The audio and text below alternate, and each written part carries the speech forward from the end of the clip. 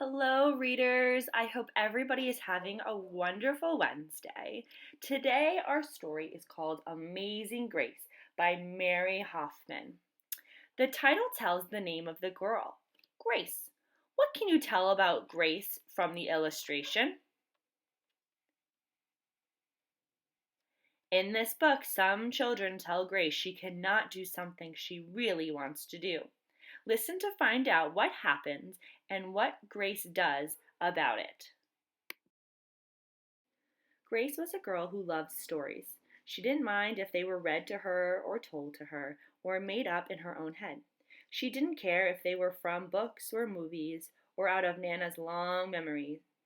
Grace just loved stories. And after she heard them, and sometimes while they were still going on, Grace would act them out. And she always gave herself the most exciting part. Grace went into battle as Joan of Arc and wove a wicked web as Anansi the spider.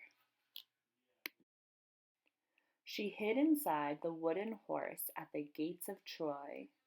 She went exploring for lost kingdoms. She sailed the 7 seas with a peg leg and a parrot. She was Aladdin rubbing his magic lamp to make a genie appear, and Mogul in the backyard jungle.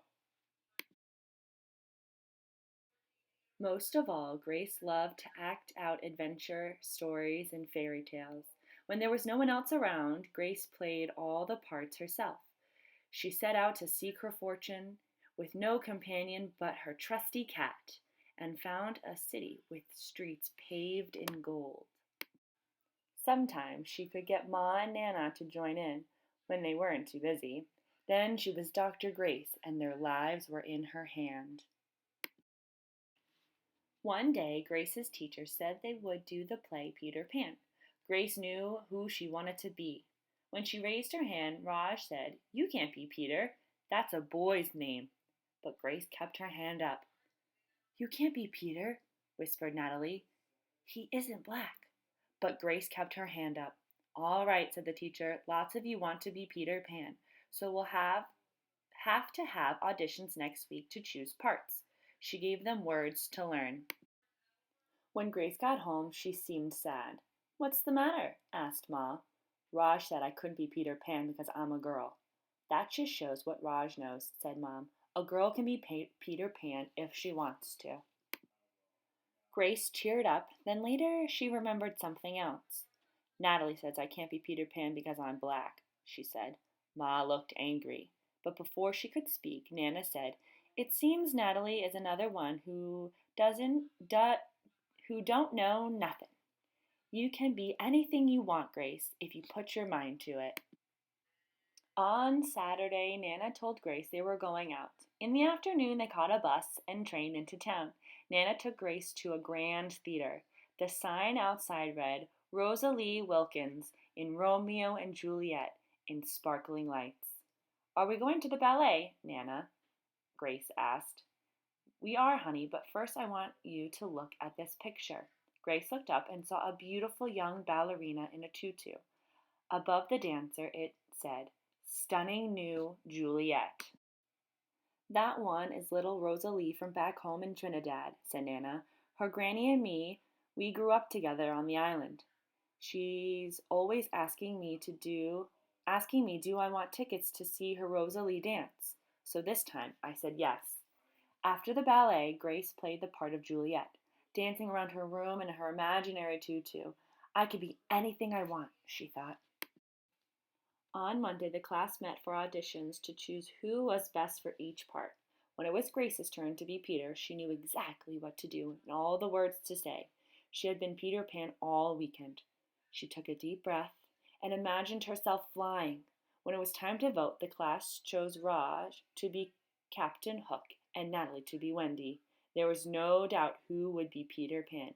Everyone voted for Grace. "You were fantastic," whispered Natalie. The play was a big success, and Grace was an amazing Peter Pan. After it was all over, she said, "I feel as if I could fly all the way home." "You probably could," said Ma. "Yes," said Nana. If Grace put her mind to it, she can do anything she wants. The end. Okay, readers, I hope you enjoyed that story. I'm going to ask you a few questions. You can jot these down in a journal. You can have a conversation with a grown up, a sibling, a stuffy. Okay, let's talk about what happened in Amazing Grace. Grace learned an important lesson in this story. What's the lesson that she learned? Raj and Natalie had their thoughts about who Peter Pan could be. How did their thinking change at the end of the story? What do the children in the class learn from Grace?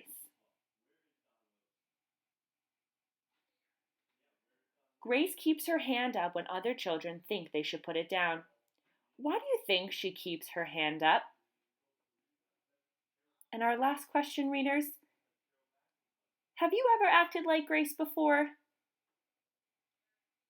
Okay, I hope everybody enjoys the rest of their Wednesday, and I hope you enjoyed the story because I know I did, and I know I learned some very important lessons from Grace too.